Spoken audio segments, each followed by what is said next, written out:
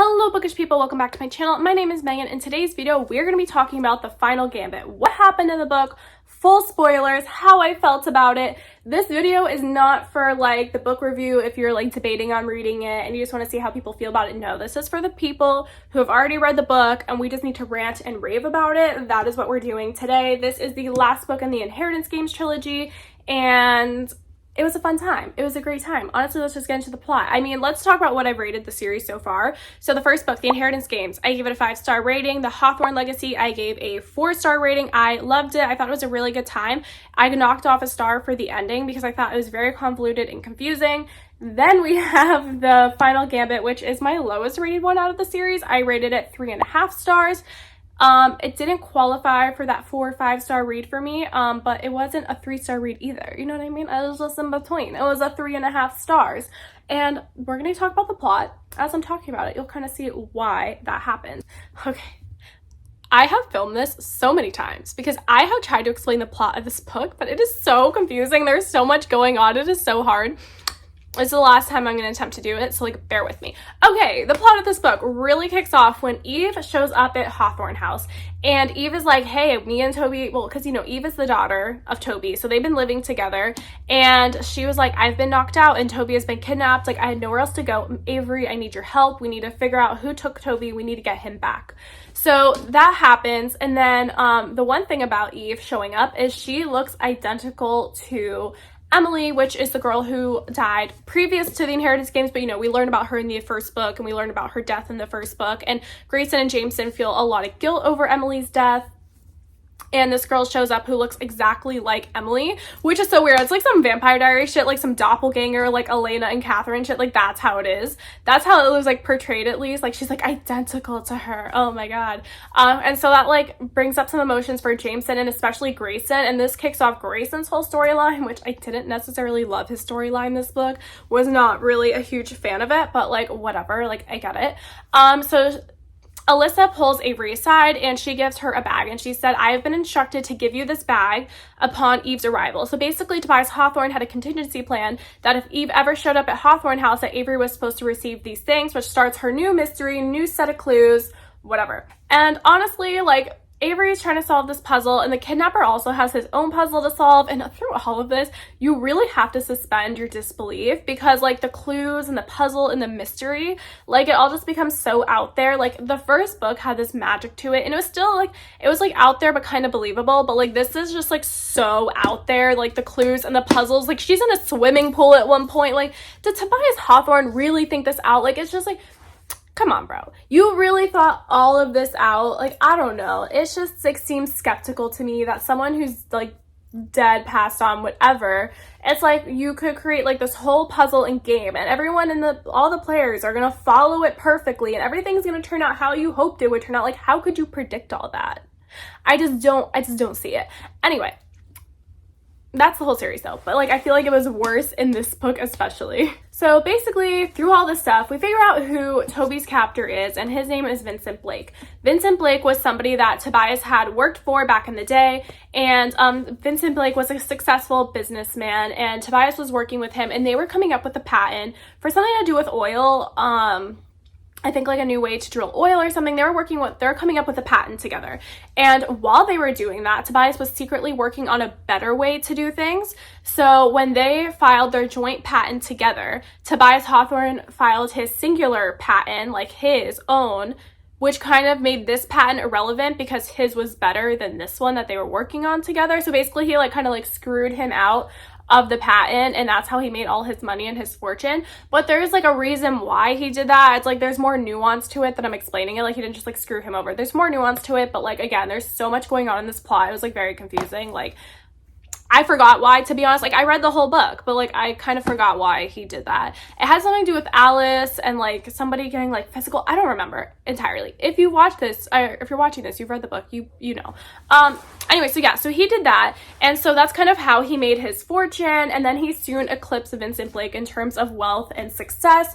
And at this time, Vincent Blake had a son named William. Liam for short, that's his nickname. And Liam was 15 at the time all of this happened, so he wasn't able to be his dad's business protege because he was just like a teenager, right? Like what, 15, you're what, a freshman in high school? So he wasn't able to be that person, like, so that's why Vincent really took Tobias under his wing. And so William kind of saw his dad get screwed by him and kind of always held resentment towards Tobias Hawthorne. So when he was older, in his mid-20s, he was trying to infiltrate the Hawthorne house and kind of learn dirt on them so that he could kind of go back to his dad and like give him something, like, you know, like here's like dirt on like Tobias Hawthorne or whatever. And he used Mallory Laughlin to get close to the Hawthorne house and all that, you know, whole realm of people. Mallory Laughlin, if you remember, is the daughter of Mr. and Mrs. Laughlin, and she is Toby's mom, and she's also Rebecca's mom. So yeah, we figure out that he was trying to get close to Mallory to like get into that, and through that, he was in his mid-20s, she was 16, he got her pregnant, like, ew, let's call Olivia Benson SVU over here because, like, gross. He gets her pregnant. And then there's, like, this whole confrontation between Mr. Laughlin, Mallory, Tobias Hawthorne, and Liam. And this confrontation ends with Mallory, like, beating Liam with a brick. And basically Mr. Laughlin drags her out of there. And I don't know, I don't think he was dead, like, after she hit him. I think Tobias let him bleed out and then, like, hid the body, hid the murder, hid all of that, right? And so we figure out what Vincent Blake really wants is he wants his son's body. He wants his son's remains, and that's kind of what Avery's thinking. So they go through more clues, whatever, and then while they're doing that, she looks in this one spot that she thinks it's going to be, and then it's empty, and it turns out, like, when she went to find the spot, Toby had already found it and, like, moved the remains somewhere else. And anyway, in the process of this, Eve comes out with a gun, and she was like, I knew you would beat me here first. And I was like, okay, you're coming out with this bitch with a gun with her security guard right there. And then Oren obviously, like, takes her down. He's like, hey, I got a gun too, so, like, you need to put your gun down. So then through all this, we learn that Eve is, like, bad. She's, like, the bad character, and she's basically working with Vincent Blake. So yeah, she gets escorted out of Hawthorne House, and she's like, you're gonna regret this. You wish you would have dealt with me because now you're gonna have to deal with Vincent. Anyway, so she leaves, and Avery discovers the body in a maze, and so she calls the cops, and she was like, okay, I'm gonna let the police handle this. Like, they can, like, take the body, all that stuff, because, like, she didn't want to be in possession of, like, a murdered body that the cops knew nothing about, because she knew, like, Vincent Blake would probably, like, use that against her or try to blackmail her in some way. So she, like, did a smart thing. She called the cops, and that's the one thing I really love about Avery throughout this whole series is I feel like she actually makes pretty rational decisions, which is not always, like, the most common thing for YA main characters, to make, like, the most rational decisions, but I feel like she thinks everything out. Like, that was smart. You call the cops. So Avery goes to Vincent's house, and she's like, hey, like, I want Toby and I want Grayson back, because I didn't mention this, but basically what happened was, you know, we already know he kidnapped Toby, but also he kidnapped Alyssa, who is the lawyer, like, later in the book, and Grayson goes to him to basically trade places with Alyssa, like, let her go, I'll take her place. So now he has Grayson and Toby kidnapped. So Avery goes to his place and's like, hey, like, you're gonna have your son's body back soon. Like, the cops have it now, but, like, they'll release it back to you after they're done with their investigation. Like, I just want Toby and Grayson back. So they're all talking, and then basically what happens is Vincent sets up a deal with Toby, Eve, and Avery. They all have to play 2 games of chess, and depending on the number of games they win, or if they lose them all, they get, like, rewards or punishments. So, for example, Toby lost both games of chess that he played, so he was forced to basically live with Vincent Blake, come out of hiding and be like, hey, guess what? I'm not actually dead. And also, I'm Vincent, I'm a Blake. I'm not a Hawthorne, I'm a Blake. I live as Toby Blake now, and I live with his family. Now, Eve, her, like, if she won 2 chess games, she got to inherit his whole fortune, Vincent Blake's fortune. So she won her 2 games, and then Avery's deal was if she wins 1 game, she can have Grayson back, and if she wins 2 games, Vincent won't tell anybody about Sheffield Grayson's murder. So if you remember in the last book at the end of the Hawthorne Legacy, Melly, who is Eve's half-sister, kills Grayson Sheffield, or Sheffield Grayson, Grayson's dad, and Oren disposed of the body and, like, covered up that, like, killing. And so he's like, if you win both your games, I won't use that as blackmail against you. Like, I won't bring it up. Oh my god, it's getting so confusing. So Avery wins her first game against Toby, so she gets Grayson back. And also what that promise was that he wouldn't go after like any of her circle again. Okay, so then her second game is against Toby. And then her second game is against Eve. And she realizes that she could beat Eve really easily. Like when the beginning of the chess match, she's like, I could end this in like 3 moves right now. I could end it, like in her head, in her inner monologue. But she was thinking back to what Tobias Hawthorne had said, like something she had learned through the clues, which was basically like, he thinks like you're just like a little girl, like you need to use that to your advantage, the fact that he underestimates you, and like use that to beat him.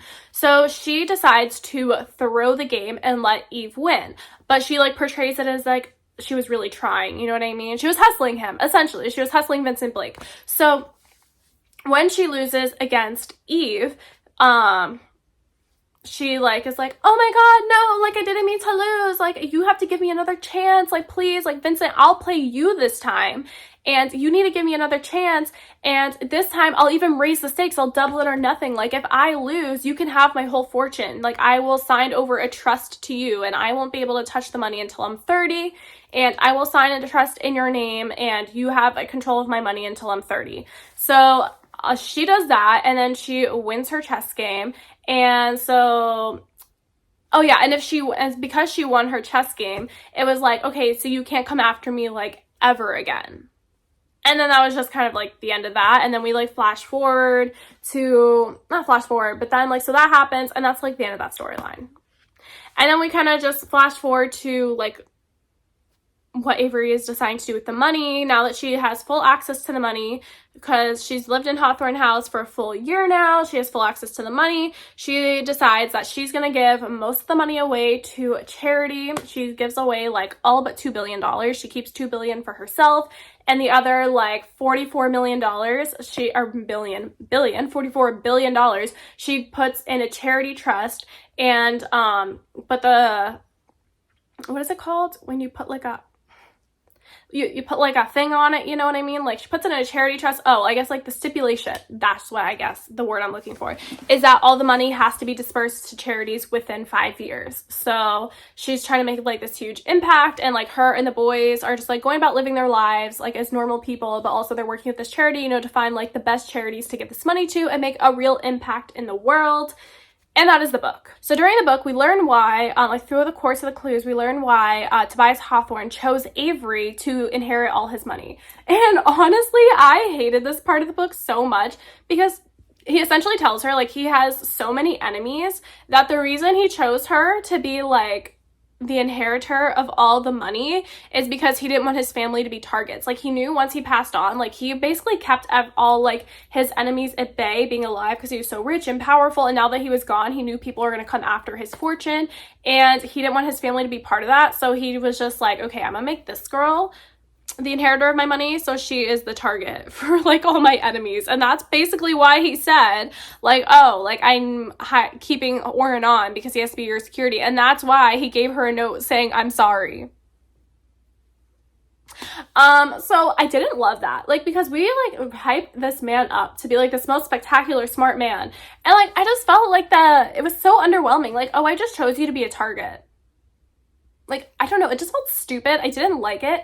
And also, he was also saying, oh, I also chose you because I thought you would bring the boys together, which you did if you're listening to this right now. I also chose you because you're Hannah's daughter, like, and then it goes back to what, like, Jameson said. I think it was in the first book he said it. He was like, my grandfather always finds a way to, like, kill 12 birds with one stone. You know how the saying is kill 2 birds with one stone? But Tobias Hawthorne likes to kill 12 with one stone. I don't know. That part, like, that's the part I was most interested in. Like, why did he choose her? And I just thought the reason was super, like, just, like, lackluster. It was just like, oh, you're a target. Okay. That did nothing for me. I just did not like that reasoning. Okay, now that we went through the plot, let's talk about what I liked in the book. I really liked the love triangle aspect to it. I love that first of all, I like that there wasn't a lot of romance in this book. I love romance. I love reading romance books, but I feel like YA books put in like this romance sometimes for no reason. And yes, there was a relationship between her and Jameson in this book, but what I liked about it is that they were very secure in their relationship. Like, of course, like Jameson made comments like, oh, are you sure you don't still have feelings for Grayson? But she never wavered. She was always like, no, Jameson, like, it's you. I want to be with you.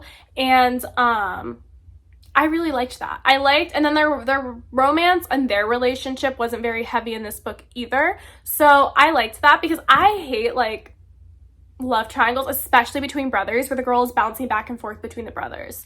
And this one, I like that when she chose Jameson, she stuck with him, and that was that. Another part I loved about the ending is that she gave away most of her fortune and she kept $2 billion.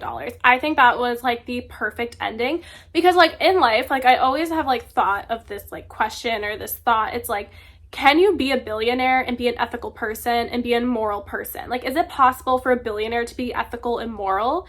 And I would say no. And I liked that like throughout the book. Like in the first book, you kind of like view Tobias Hawthorne as this like larger than life figure, right? Like he's super smart. He sets up all these games and he has this like huge plan. And then I love kind of as the series goes on, we learn that he's actually a really flawed character. Like the fact that he covered up Liam's death, like the fact that he kept Xander's dad from seeing his son, and like the other things that he did throughout the book, like you kind of learn, yeah, he isn't really an ethical or moral person. And so I really enjoyed that. And then I also enjoyed because like Avery obviously didn't take any unethical or immoral actions, but simply being the owner of like $46 billion, is that ethical within itself? Because that type of money can really change the world. And even though she didn't do any unethical actions to receive the money, her simply just having the money is that ethical. And obviously she thought not, because she was like, I'm giving it all away. And I specifically love why in the end the interviewer's like, why did you decide to put the stipulation on it that you have to get rid of it within 5 years? And she was like, well, I could like slowly give out money and make a little impact here and there. She's like, but to make a really big impact, we need to give away like a lot of money at once. Like it takes, for some of the big issues that she cares about, it takes a lot of money to solve them. Or to help solve them. So I really loved that aspect of it. So yes, I think that was the right choice to make for sure. And like she's still gonna be living rich and bougie compared to the rest of the world. She has $2 billion. Like, another part I loved about this book, I love seeing Nash's relationship with Avery as well, and how he taught her self-defense, and you kind of see their relationship grow more because obviously he's dating her sister.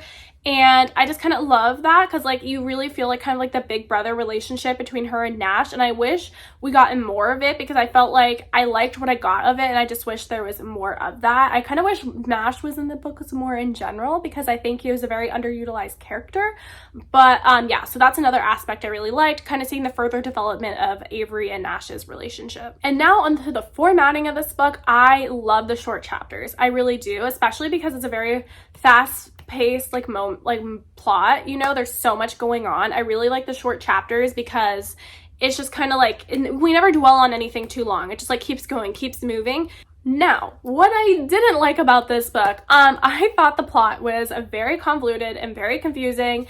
And okay, like the whole Vincent Blake thing, I just felt like it was unnecessary. Like bringing in a villain that we hadn't previously known, it just felt very unnecessary and kind of like out of left field. Like we have like these two books kind of getting to know the same characters, and then all of a sudden we have brand new characters in the last book that we're like supposed to hate, and they're like the ultimate villain of the last book. Like no, like I didn't like that. I didn't really like the whole Vincent Blake storyline, to be honest. I feel like she could have taken that whole storyline out, which means you don't really need this book. It could have been a duology. I really think it could have been wrapped up nicely as a duology, because like I said, the Hawthorne legacy, I loved it until the very ending when the whole Eve thing was brought up, because it just made us so confusing. And now we have like all this like different relationships and the side characters.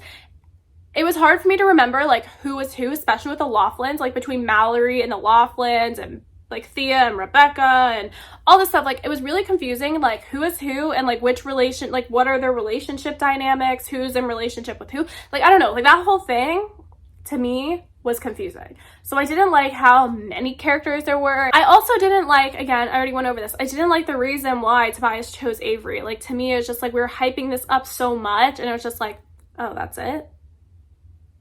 You know what I mean? It was just kind of like, okay, just very like underwhelming. Okay, and another thing, which to me, I don't know if this is really a criticism because I don't like this character anyway, but Avery's best friend Max, like the whole book, the whole series, if you remove Max's character from the whole series, nothing changes. Like this girl does not provide any relevance to the plot at all. And I personally didn't like her. Like every time she would like fake curse, I would just like roll my eyes like, oh my god, it's fucking stupid. Like, you know what I mean? Like I'm not faxing this. I'm like, no, like that's stupid. Like, I mean, maybe because I'm like 24, I don't know. I was just like, no, I didn't vibe with her.